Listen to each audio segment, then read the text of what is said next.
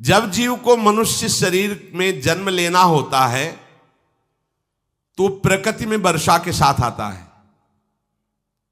प्रकृति में वर्षा के साथ आया, और फसल में मूली, गाजर, गेहूं, अन्न, इनमें वो जीव प्रवेश करता है और उसे माता पिता दोनों पाते हैं। तो सप्तम धातु वीर के रूप में परिणित होता है जीव। वो वीर कण के रूप में माता के उदर में जब प्रवेश करता है तो एक रात्रि में मां का और पिता का, दोनों का वो जो वीर मिलता है, उस रज और वीर के मिलने से एक कलल सा बनता है। 5 रात्रि व्यतीत होने के बाद एक बुदबुदा सा बनता है। 10 रात्रि व्यतीत होने के बाद एक बेर की सी आकृति होती है। फिर उसके बाद उसमें धीरे धीरे मांसपेशियां बढ़ने लगती हैं।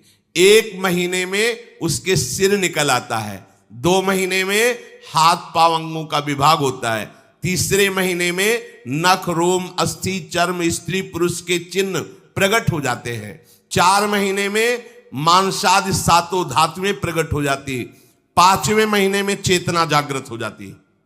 जैसे अपने चेतना, ऐसे 5वें महीने में गर्भस्थ शिशु की चेतना जागृत हो गई।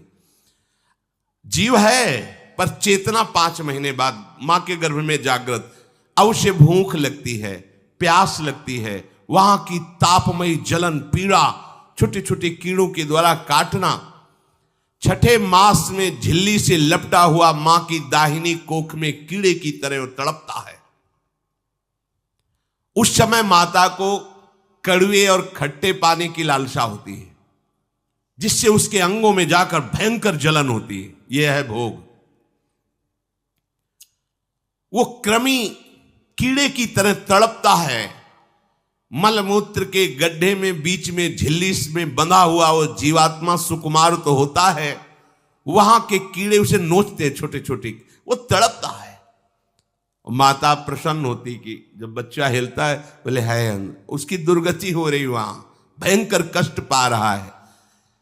ऐसा क्लेश होता है कि क्षण क्षण में बेहोश होता रहता है। माता के खाए हुए कड़वे, तीखे, गरम, नमकीन, रूखे, खट्टे, यही पदार्थ पाने की इच्छा होती है माता, क्योंकि उसको भोग भोगना है। उसके कोमल शरीर में भयानक पीड़ा होती है जब माता ऐसे पदार्थ खाती है। गर्भाशय की झिल्ली में लिपटा हुआ, आंतों और मलमूत्र से घिरा हुआ सिर, पेट की और पीठ और गर्दन एक कुंडलाकार, ऐसे कंकण जैसा, ऐसी आकृति गर्भस्थ शिशु की होती है। पिंजड़े में बंद पक्षी के समान पराधीन, ना तो वो हिलडुल सकता है ना बोल सकता है, बड़ा असमर्थ दुख को भोग रहा है, चेतना पूरी है। इसी समय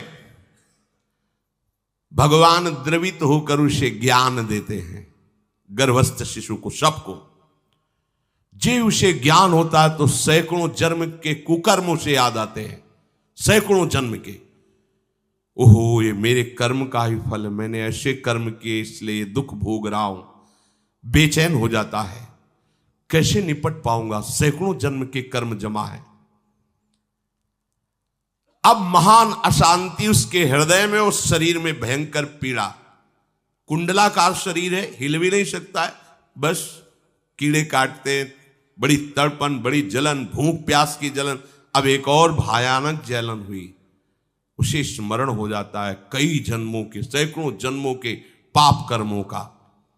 7वां महीना आरंभ हुआ कि ज्ञान का उन्मेष हो गया। अब प्रसूति वायु उसे चला रही है, तड़पता है वो। सप्त धातु में स्थूल शरीर से बंधा हुआ वो जीव भयभीत होकर के पुकारता है, अगर कोई भगवान है तो एक बार मुझे यहां से निकाल दे। वो विनय करता है भगवान से, कोई अगर भगवान है जिसने मुझे इस बंधन में डाला है, एक बार निकाल दे, यहां से जाके केवल भजन करूंगा। जीव कहता, जंतुरुवाच तस्योपशन्नमवितुम जगदिच्छयात् नाना तनोर्भुवि चलच्चरणारविंदम सोहम ब्रजामि शरणम रकुतो भयम में येने दृशी गतिरदर्श सतोनुरूपा। हे प्रभु, मैं बड़ा अधम हूं। ये ज्ञान भगवान की तरफ से गर्भस्थ शिशु को होता है। देखो, स्वयं वो इतना कष्ट पा रहा है, फिर जब आप गर्भ हत्या करते हैं तो आपका पाप कितना बड़ा होगा, सोचो। सब माताओं से विनय है, संयम से रहो, सावधान रहो। ये हत्या ऐसी नहीं कि तुम्हारे दान पुण्य से क्षमा हो जाएगी। ये जो भ्रूण हत्या है, गर्भ हत्या है, बहुत बड़ा पाप है। आप लोग अज्ञान के कारण इसको ध्यान नहीं देते, इसे खिलवाड़ समझते हो। कितना ज्ञान है। बेटी ही मां है, बेटी ही बहन है, बेटी ही पत्नी बनती है, बेटी ही किसी के जीवन को धारण करने वाली बनती है। और आपने गर्भ में देख लिया बेटी है, तुम स्वयं मां होकर उसका साथ दे रहे हो, उसका नष्ट करने के लिए। हमारी तो बात ही समझ में नहीं आती, क्या बुद्धि भ्रष्ट हो गई। अगर पुरुष का इतना महत्व है तो बेटियां ना हो तो तुम्हारी कौन सी गति होगी, सोचो जरा। जीना मुश्किल हो जाएगा तुम्हारा। तुम पुरुष किस काम के रह जाओगे। तुम्हारा अर्धांग काट दिया जाए तो तुम कैसे होगे। ये स्त्री स्वरूप अर्धांग है। जिस घर में मां बहन नहीं है, स्त्री स्वरूप नहीं, श्मशान जैसा वो होता है। ध्यान दीजिए, ये बहुत बड़ी गलती है जो अपनी बेटियों की हत्या करते हैं। और ये वो पाप है जो अक्षम्य अपराध है। स्त्री हत्या करना शास्त्रों में बहुत बड़ा पाप कहा गया है। फिर वो तो बच्चा है, बिल्कुल नहीं।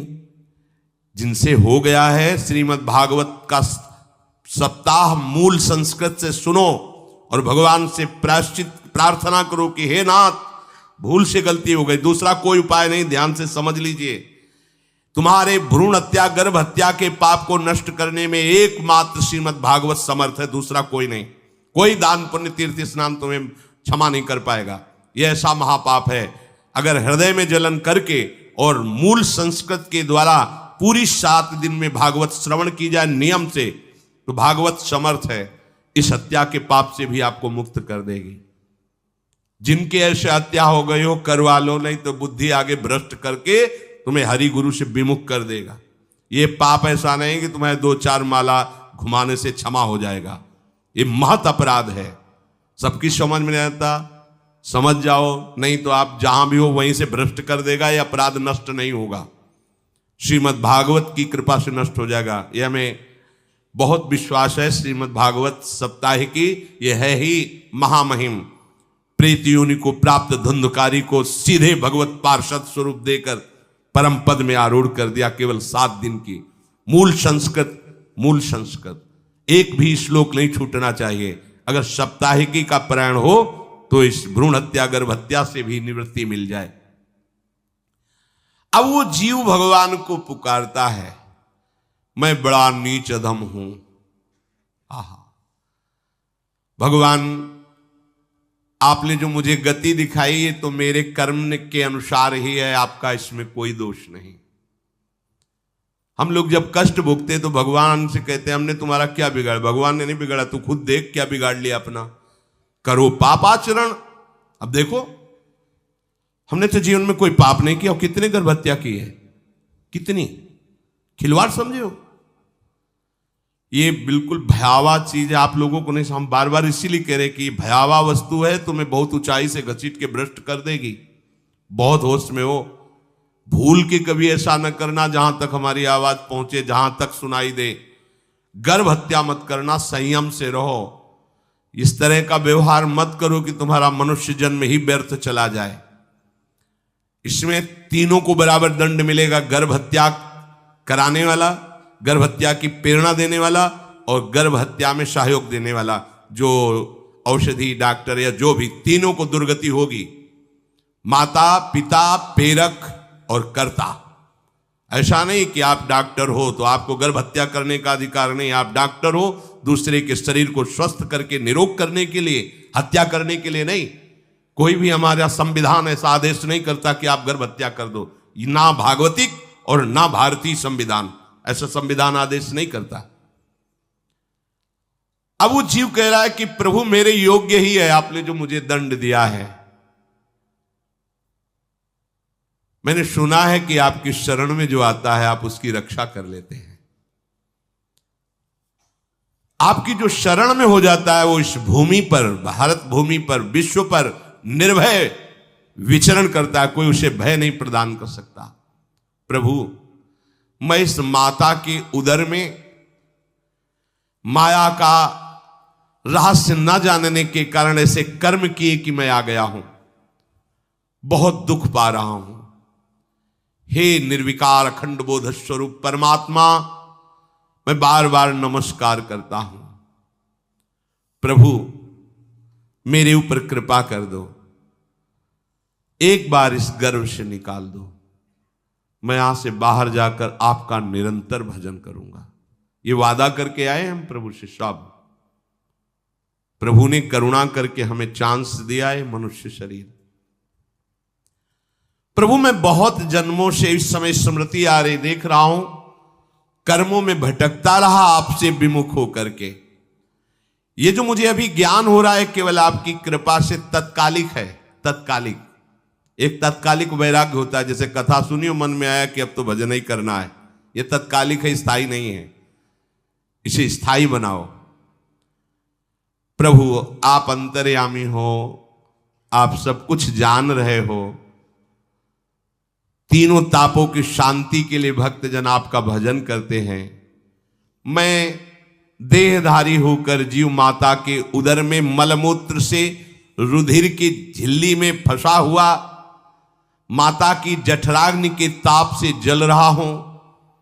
प्रभु एक एक क्षण में यहां विकल होकर केवल इंतजार कर रहा हूं कि किस समय मुझे यहां से निकाला जाएगा। दीन बंधु यहां से कब मैं निकलूंगा। स्वामिन आप बड़े दयालु हो। आप जैसे उदार प्रभु ने मुझ गर्भस्थ शिशु को ये ज्ञान दिया। हे दीन बंधु आप अपनी कृपा से प्रसन्न हो जाइए। प्रभु एक बार निकाल दीजिए, मैं ऐसा भजन करूंगा कि दोबारा संसार के दुख में नहीं आऊंगा। कपिल भगवान कहते हैं, हे माता, वो गर्भस्थ बालक शिशु भगवान से प्रार्थना करता है, भगवान का आदेश होता है, तत्काल प्रसव वायु धक्का मारती है। जे ही प्रसव वायु धक्का मारती तो उसको ऐसा भयंकर कष्ट होता है, जैसा पीछे लिखा है कि जैसे जिंदा किसी की चमड़ी उतारी जाए, ऐसा मां के गर्भ से निकलते समय उसे कष्ट होता है। वो अत्यंत कष्ट से व्याकुल होता है। उसी समय उसका वो ज्ञान नष्ट हो जाता है जो भगवान ने दिया था। उस समय उसकी श्वास की गति रुक जाती, जैसे किसी का गला दबा दिया जाए तो कैसा लगेगा। ऐसे ही पूरी की पूरी भागवती की स्मृति नष्ट हो गई। होश आया तब देखा कि वो बाहर पड़ा हुआ है, माता के उस मलमूत्र में सना हुआ बिष्ठे की कीड़े की तरह। गर्भवास में जो दिव्य ज्ञान प्रकट हुआ था भगवान की कृपा से वो सब नष्ट हो गया। भूमि परत भा ढाबर पानी, तिम जीवे माया लपटानी। चेतन आई तो रोने लगा। वो ज्ञान कहां गया, वो ज्ञानदाता कहां गया। वो कहता कहां कहां, बोले थाली बजाओ बच्चा हुआ है। और वो तो रो रहा है कि कहां, वो ज्ञान कहां गया जिसके बल से मैं कह रहा था कि बाहर निकाल दो, मैं आपका भजन करूंगा। सब खत्म ज्ञान। जो लोग उसका अभिप्राय नहीं समझते हैं, वो उत्सव मनाते हैं। बालक हुआ है, वो रो रहा है, वो कहां गया ज्ञान, कहां कहां कहां। छोटा बालक यही रोक कहता कहां। अभी जो ज्ञान उत्पन्न हुआ था, जो अभी भगवान का बोध हुआ था, वो कहां गया, कहां गया। घर परिवार के लोग उसका पालन पोषण करते रहते हैं, उसमें कोई निषेध करने की शक्ति नहीं हो रही। मच्छर काट रहा है, दुख हो रहा है, हटा नहीं सकता बालक। उस जीव को शिशु अवस्था में जब कपड़ों पे लिपेट कर ऐसे लिटाया जाता है तो इतना कोमल त्वचा होती कि कपड़े भी उसको, जैसे खुजलाहट है, पीड़ा है या जलन है, बिल्कुल कोमल त्वचा होती, कुछ नहीं कर सकता हो, बस रो सकता है। ना खुजलाने की, ना करवट बदलने की, ना उठने की कोई सामर्थ्य नहीं। बड़ा कष्ट पाता है बाल्यावस्था में, क्योंकि त्वचा बड़ी कोमल होती, दास मच्छर आदि जीव उसको काटते हैं। गर्भावस्था का कोई ज्ञान नहीं रहा, सिर्फ रोना ही रोना रह रहा। इस प्रकार उसकी बाल्यावस्था कटी, कौमार अवस्था आई, पौगंड अवस्था, इनमें वो खिलवाड़ में फंस गया। जैसे जैसे बड़ा होता जाता, चेतना, गुनगुना, ये कार, ये प्लास्टिक के ऐसे उनमें मगन है। देखो ना छोटे बच्चों को, अज्ञानवश इसकी ये अवस्था कट गई। बड़े भाग्यशाली ऐसे भी बच्चे हैं जो तुतला के बोलते, उनकी मैया कहती राधा बोलो, राधा। देखो ये सौभाग्य, प्रणाम है उन माताओं को जो अपने बच्चों को भगवान नाम बुलाती हैं कि आप बोलो, श्री हरिवंश बोलो, राधे राधे बोलो। धीरे धीरे उसकी युवावस्था पहुंची। इस समय उसके अंदर एक भूत सवार होता है, जवानी का भूत है, ये सबके सवार होता है। अगर मंत्र चल रहा है तो भूत नहीं चढ़ेगा, नाम चल रहा है तो भूत नहीं चढ़ेगा, नहीं तो भूत चढ़ जाता है। ये कुछ भी करवा सकता है भूत, भूत ही तो है ना। वैसे ही पंचभूत लिपट गए, ये ऊपर से जवानी का और भूत सवार हुआ तो जौवन ज्वर के ही नहीं बलकावा। जवानी में कोई भी ऐसा अपराध नहीं जो हो ना जाए। बड़ा भयानक इसमें स्वरूप होता है। इसमें केवल भोग, केवल भोग, एक ही दृष्टि रहती है, भोग भोगना। अज्ञानवश जब भोगों की प्राप्ति में बाधा पड़ती तो भयंकर वो क्रोध करता है, शोकाकुल होकर हिंसा कर बैठता है। जैसी घटनाएं सुनने को मिलती हैं, राक्षसी घटनाएं, ये भूत है जवानी का। जहां कामना में बाधा पहुंची, क्रोध, क्रोध में वो समझ नहीं पाता कि मेरे जैसा ही प्रिय शरीर उसका है जो मैं वर्ताव कर रहा हूं। सदेहेन मानेन वर्धमानेन मन्युना करोति विग्रहम कामी कामेष्वंताय चात्मनः। जैसे जैसे देह बढ़ता जाता है, पुष्ट होता जाता है, वैसे वैसे भोग वासना और अभिमान बढ़ता जाता है। वो काम परवश होकर अपना नाश करना शुरू कर देता है। यौवन, वो फिर खोटी बुद्धि वाला वैसे ही पाप करने लगता है जिन पापों के कारण उसकी दुर्गति हुई थी नरक आदि की, और मां के गर्भ में आया था। देहाभिमानवश निरंतर मैं करूंगा, मैंने भोगा, मैं वो भोगूंगा। उसे ये ज्ञान नहीं रहता कि मैं वादा करके आया हूं कि भजन करूंगा और इस संसार से मुक्त हो जाऊंगा। भूल गया। इसी शरीर से उसको फिर भयंकर कष्ट भोगने पड़ेंगे। इसी का नाम संसार चक्र है। अगर कहीं उसे सत्संग मिल जाए, सन्मार्ग में चल दे, तो माया भेजती है दो प्रकार के लोग उनको भ्रष्ट करने के लिए। एक जिह्वा रसेंद्री को और एक उपस्थेंद्री जनेंद्री के भोगों का समागम भेजती है। फिर ही भोगो, ध्यान रखना, शास्त्र है, सत्य एक एक अक्षर है। जब किसी को सत्संग मिल जाता है तो सत्संग का प्रभाव होता है भगवत मार्ग में रुचि पैदा करना, प्रभु अच्छे लगना, प्रभु का नाम जप करना, सत्य मार्ग में चलना। जब तुम सतमार्ग में चलोगे तो दो प्रकार के लोग भेजे जाएंगे। बढ़िया हलवा, बढ़िया खीर, रबड़ी, लो प्रभु, पाव, आरोगो, रसेंद्री और फिर जनेंद्री। फ्री, कोई परेशानी नहीं, भोगिए आप। फिर वो ऐसे विषयी पुरुषों का संग करके वैसे ही पहले की तरह फिर पाप करने लगता है। बहुत होश में, बहुत होश में। इनको ऐसे लोगों का संग कराया जाता है जिससे सत्य, शौच, पवित्रता, दया, संयम, लज्जा, क्षमा, यश, मन इंद्री का संयम, ये सब सद्गुण नष्ट हो जाएं, ऐसे लोगों का संग कराया जाता है। ऐसे लोग बहुत हैं, वो आपको पैसा खर्चा करके वो आपको भोग दिलाएंगे, भोगो भैया, आप इनके लिए नहीं भगवत मार्ग में आए हो, आप प्रभु की प्राप्ति के लिए आए हो। बचो, सावधान हो। ये देखो शास्त्र कह रहा है, रसेंद्री और जनेंद्री दो की सुविधा देने वाले लोग मिल जाएंगे। अत्यंत सोचनीय, मूढ़, देहात्मदर्शी ऐसे असत पुरुषों का संग करके भ्रष्ट हो जाता है। अच्छा, वो आग लगा दिए, वो चल दिए, फिर नहीं देंगे। कुछ लोग ऐसे होते हैं कि 10 दिन अपने पैसे से आपको नशा करवाएंगे, फिर इसके बाद तुम्हें उनके पैरों में गिरना पड़ेगा, फिर मांगने से भी नहीं देंगे, पहले फिर ही देंगे। आदत बिगड़ गई। ऐसे लोग मिलेंगे, मुस्कुराएंगे, हंसेंगे, आपको गले लगाएंगे, आपको लगेगा जीवन का सार मिल गया, फिर इसके बाद जूते चलाएंगे, गली में नहीं देखने देंगे। अब तुम्हारी वृत्ति बिगड़ गई, तुम उधर ही ताको, होश में, होश में।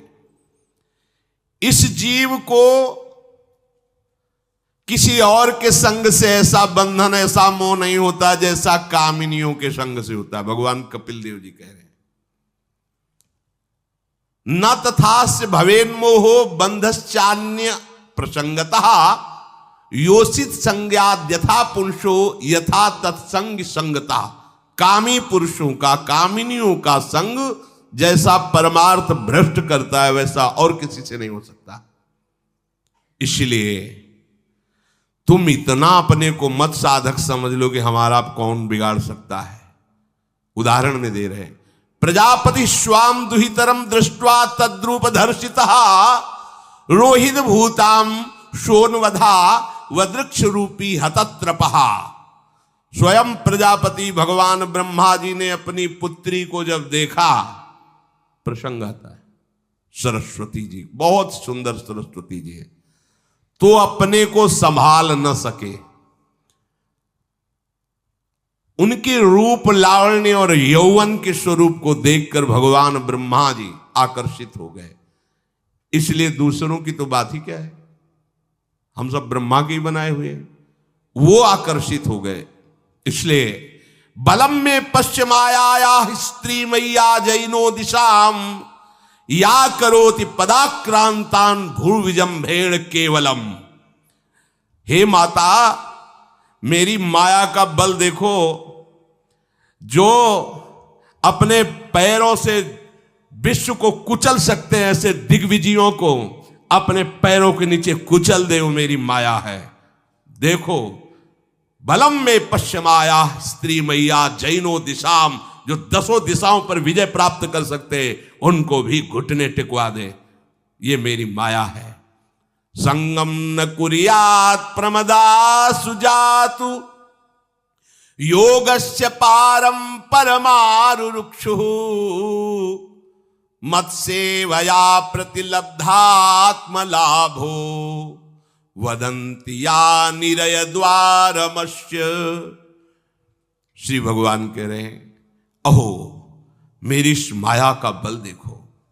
इसलिए जो मेरे को प्राप्त करना चाहता है, योगारूढ़ होना चाहता है, भजन में आगे उन्नति चाहता है, उसे चाहिए जो तुम्हें भ्रष्ट करने के लिए इशारे करे, चाहे स्त्री हो चाहे पुरुष, तजिए ताहि कोटि बैरिशम यद्यप परम सनई। वो मित्र नहीं, वो माया के द्वारा भेजा हुआ दूत है।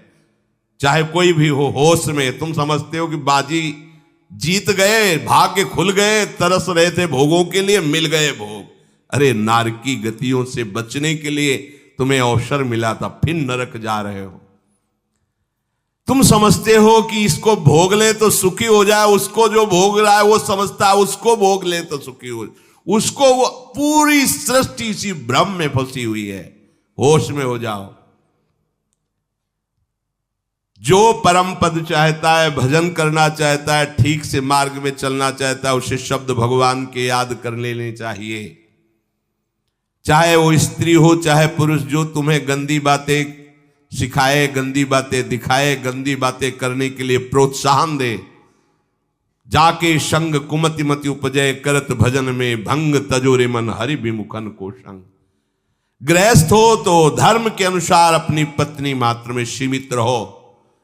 ये उद्दंडता तुम्हारा नाश कर देगी। ये जो आज नई रीतियां चल रही हैं, ये भगवान ब्रह्मा जी ने अपने पुत्रों को बुलाया। चारों युग ये पुत्र हैं भगवान ब्रह्मा के, सतयुग, त्रेता, द्वापर, कलयुग।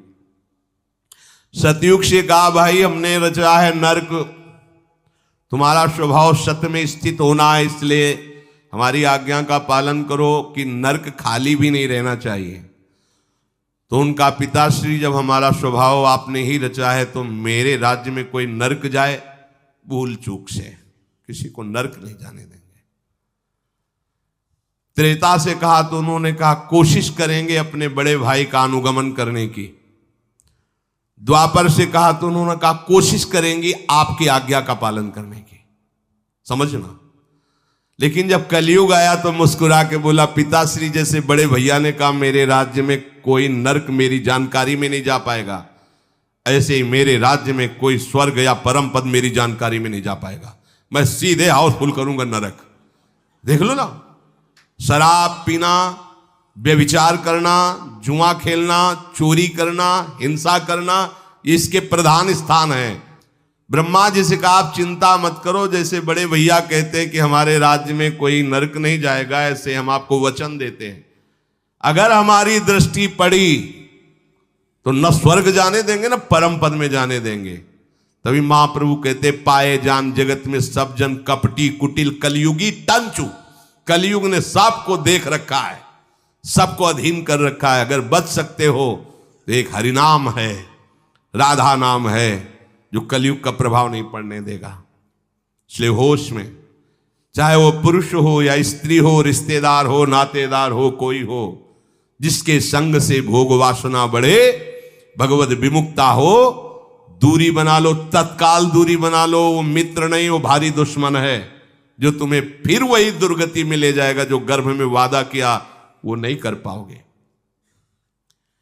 भगवान कह रहे मैं इसलिए मना कर रहा हूं कि ये खुला हुआ नरक का द्वार है। वदंती या निरय द्वारमस्य, निरय माने नरक का द्वार, अस्य माने ये भोग विलासिता खुला हुआ नरक का द्वार है। इसका भाव यह है कि इसमें सुख तो है नहीं, सुख भासता है। भासना और है में अंतर है। जैसे रेत में हम देखते हैं सूर्य की किरणें पड़ने पर निर्मल जल भासता है, और प्यास के कारण हम दौड़े तो वहां बालू ही मिलेगी, फिर आगे भासता है, फिर भागे तो फिर भागने से प्यास बढ़ती जाती है, पानी मिलता नहीं। ऐसे ही परस्पर आकर्षण में सुख भासता है, होता नहीं। जब हम उसको स्वीकार कर लेते हैं तो एक मन में उदासी आती कि यहां वो तो मिला नहीं जो चाह रहे थे, तो वो दूसरा दिखाता है, वो आगे, वो उधर गया, तो फिर वो पूरा जीवन नष्ट हो जाता है। और मिला नहीं क्योंकि है नहीं, भासता है, सुख भासता है नहीं।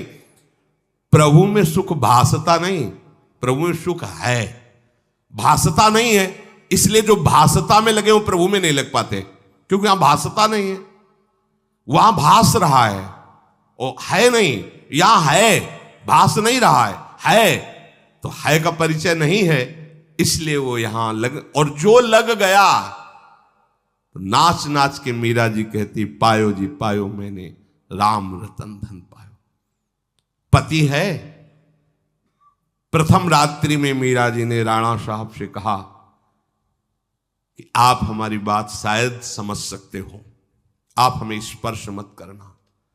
मैंने सुहाग गिरधर के नाम का भरा है, मैं तुम्हारी पत्नी नहीं हूं। लोक व्यवहार के कारण तुम पति रूप में आए हो, तो मैं चाहती हूं कि तुम मेरा सहयोग करो। मैं एक पतिव्रता हूं गिरधर की। मेरे तो गिरधर गोपाल बैठे थे एक ही सैया में, उतर के चरणों में बैठ गए। मीरा जी के चरण पकड़े के हो भाग्य, मुझे ऐसे सौभाग्य मिला कि आपका पति होने का। एकांत में आप हमारी गुरु होंगी और समाज में आप पत्नी का स्वांग करेंगी, जिससे आपको विक्षेप नहीं पड़े। आजीवन निर्वाह किया, एकांत में गुरुवत मीरा जी के प्रति व्यवहार करते राणा साहब, और व्यवहार में मीरा जी पत्नी जैसा व्यवहार में बाहर और अंतर में ऐसी सदगति हुई राणा की जो बड़े बड़े योगियों को दुर्लभ है। वो मीरा जी जीवन में कभी भी किसी भोग को स्वीकार नहीं किया।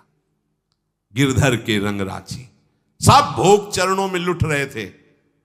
सोचिए, राज परिवार में ब्याही गई, क्या था, किसी भी सुख की आकांक्षा नहीं। यह है रंग श्री हरि का, है नहीं ना उनमें सुख। जो है सुख वो मिल गया तो फिर भासने की तरफ क्यों बढ़ेगा। इसलिए ये जो मेरी माया है, ये मित्र बनकर पहले सेवा के बहाने से धीरे धीरे पास आती है। आती है का शब्द माया के लिए है, वो किसी भी रूप में होगी। माया का कोई रूप नहीं आज तक वर्णन किया गया, कोई भी रूप हो, वस्तु, व्यक्ति, स्थान, घटना, कुछ भी। उपासक जब समझ नहीं पाता तो वही उसके नाश का कारण बन जाती है। बहुत सावधान, हमें नहीं पता किस रूप में आएगी। जिनको पता है हम उनको अपने पास रखें। वो है नाम, राधा राधा, फौरन पता चल जाएगा आपको पक्का। ये ठीक नहीं, नहीं बहुत श्रद्धा, नहीं बिल्कुल हटो, बिल्कुल हटो, अंदर से बिल्कुल हटो। नहीं तो कोई समझाने वाला थोड़ी था बचपन से हमें कि भाई पास कोई हो, यही नाम। जहां कहीं कोई प्रियता, कहीं आश्रमों में कहीं कुछ समझ में, हटो हटो हटो, ये नाम हटाते हटाते हटाते जहां लगाना चाहिए वहां लगा दिया। नाम अगर है अंगरक्षक तो तुम्हें माया से बचाता रहेगा, क्योंकि जिनकी माया है उन्हीं का नाम है। वो खूब अच्छे से जानता है, माया को पहचानता है। नाम आप नहीं पहचानोगे पक्का, क्योंकि वो बाहर से ही नहीं आती, वो अंदर से भी आती है। ये सब माया के ही पार्षद है, मन बुद्धि चित्त अहंकार सब माया में है। नाम चलेगा तो अंदर और बाहर दोनों जगह सुरक्षित रखेगा, पकड़ लीजिए। वो तिनके में ढके हुए कुएं के समान होती है, पता नहीं चलता कि कितना गहरा कुआं है। ऊपर से तिनके से ऐसा लगता भूमि, जो पैर रखा गिर गए कूप में, अब निकल नहीं सकते। जब मेरी माया में आसक्त हो जाता है तो अंत समय फिर उसी माया का स्मरण आता है। वही सब मैं और मोर तोड़ते हैं। अब वो फिर उसी चिंता से फिर वही फंस गया, फिर वही दुर्गति प्रारंभ। तो हे माता, जो हरि से विमुख हैं उनका ये चक्र चलता रहता है। पुनरपि जननम पुनरपि मरणम पुनरपि जननी जठरे शयनम। इसलिए मुमुक्षु उपासक को चाहिए कि ना कोई भय स्वीकार करो, डरो मत माया से। देखो भगवान के वचन, ना किसी के सामने दीन हो। भक्ति की दैन्यता अलग है, विषयों की दीनता नहीं। ये साधु में कभी नहीं हमने देखा, किसी भी साधु में ये नहीं। साधु है ये नहीं होगा जब मर जाए पक्का, और साधुता नहीं है तो फिर इतना ही है, फिर और रही क्या गया है। फिर साधुता में ये तो नहीं होता पक्का। हम कहते हैं बहुत हजारों संतों से मिले, ये नहीं होता। अरे रिद्धियां सिद्धियां मारी घूमती पीछे, वो हाथ फैलाएंगे। हाँ, आचार्य आदेश के कारण रोटी मांगते हुए बड़े बड़े सिद्धों को देखा गया है। टुकड़े रोटी के मांगने, आचार्यों का आदेश है। भिक्षा औषधम अन्नम, भिक्षा रूपी अन्न रूपी औषधि से उदर पोषण करे, ऐसा आचार्य, चाहे वो भगवान शंकराचार्य हो, चाहे आप प्रेम के उपासक हो। भूख लगेगो मांग खाऊंगो, गिनो न सांझ सवेरो, ब्रजवार छिन के जूठ टूक और घर घर छाछ महेरो, ऐसो कब करी हो। बस साधु 30 मिनट के लिए केवल भिक्षुक बनता है और 23.5 घंटा के लिए बादशाह रहता है। मिले तो ना मिले तो बस भिक्षा, बादशाह जाय न चाहे कबों कछ तुम सन सहज सने, बसो निरंतर तासुर सुर और निजगे। साक्षात भगवान हृदय में खेलते रहते हैं। दीनता नहीं होनी चाहिए। ये भागवतिक दैन्यता अलग है, ये दलिद्रता रूपी दीनता नहीं होनी चाहिए कि ठंडी लग रही कपड़ा दे दो, देखो हमें तीर्थ यात्रा करनी पैसा दे दो, हमें यज्ञ कर। कौन सी यज्ञ करनी तुम्हें? कौन सी यज्ञ? श्वासों को बोलो राधा राधा राधा, एक एक श्वास की आहुति, इससे बड़ी कोई यज्ञ होगी? पूरा जीवन समर्पित, इससे बड़ा कोई तीर्थ होगा? अरे जहां चरण रख दे वहां तीर्थ प्रकट हो जाए, ऐसी भक्ति की महिमा होती। तीर्थ ही कुर्वन्ति तीर्थानि। ये दीनता नहीं होती साधुओं में, पाखंड में होती। दीनता साधुता में नहीं होती। इस विषय की ये दे दो बाबूजी, अरे धिक्कार है, धिक्कार है। कहा वह मोर दासा करे तुच्छ नरन के आशा, तो कहो कहां रहा विश्वासा। जिसने बिना किसी सहयोग के 1 सेकंड में अनंत ब्रह्मांडों को रच दिया, वो हमारे स्वामी है। इसके बाद तुम ऐसे मांगते घूमो, कहां दासता रही? भय, जिसके भय से मृत्यु भी भयभीत होकर काम कर रही, जिसके भय से सूर्य चंद्र प्रकाशित हो रहे, जिसके भय से पृथ्वी जल में नहीं डूब रही, वो हमारा स्वामी है। फिर हमें भय किससे? मोह, चराचर जगत मेरे प्रभु का अंश, बस इस बात से प्रीति है, कोई शारीरिक संबंध से नहीं, माता पिता भाई बंधु नहीं। हमारा संबंध नाते नेह राम के मनियत सुरत सुदेव, जहां लो जितने भी संबंध है केवल आराध्य देव के संबंध से। बस निसंग भाव से वो फिर भगवत प्राप्त हो जाता है। ये सावधानी रखनी। निसंग भाव, कोई मित्र नहीं, कोई शत्रु नहीं। इस माया में संसार से मुक्त होने का यही उपाय है। भय नहीं, दीनता नहीं, मोह नहीं, किसी का संग नहीं, अपने श्यामा श्याम श्यामा श्याम श्यामा श्याम, उनके नाम के, उनके आश्रित। वो आगे से आगे ऐसा दुलार करते हैं, आपको सोचना ही नहीं पड़ेगा। जैसे माँ को पता है बाल भोग कब कराना है बच्चे को, कौन सी पोशाक धारण करानी है, कहाँ उसको खेलने ले जाना है, ऐसे ही हमारे प्रियालाल को पता है ये दास है, इसको कब क्या। सच्ची मानिए, आगे से आगे व्यवस्था उनकी। आश्चर्य में हो जाओगे आप जब अपना अहंकार उनको समर्पित कर दोगे। हम अहंकारी जीव अपने अहंकार के कारण धक्का खाते घूम रहे। नहीं, अखिल कोटि ब्रह्मांडों का सृजन करने वाला प्रभु है। 4 लाख योजन का एक पहाड़ केवल है, सोने का प्योर सोने का, मिलावट नहीं। 4 लाख योजन, 1 योजन 4 कोस, 1 कोस 3 किलोमीटर। कितना एक से एक रत्न इस पृथ्वी में है। ऐसे मालिक के गुलाम हो, ऐसे हाथ फैलाते घूमो। राधा राधा। इस शरीर को बहुत ध्यान से सुन लो। जो इस शरीर को निक्षेप माने धरोहर होता है, धरोहर की भांति। जैसे हम तुम्हें दे दें कि 500 रुपये रख लो, हमें जब काम लगेगा ले लेंगे, तो 500 रुपये रखे आपकी जेब में, लेकिन आप कभी उसे अपना नहीं मानेंगे।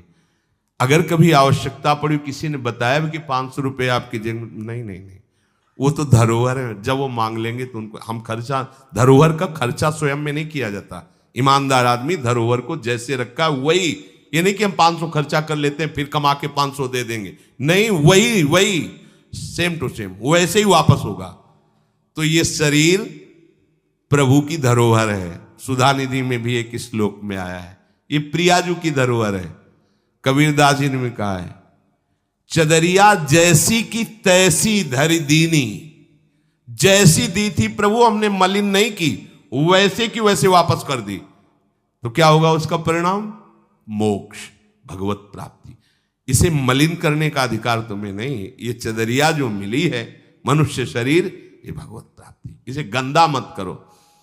शरीर को धरोहर की भांति रखकर, ये गुरु की संपत्ति है, ये इष्ट देव की संपत्ति। तन वांग मनोभिरमलई सोहम तविवासिता।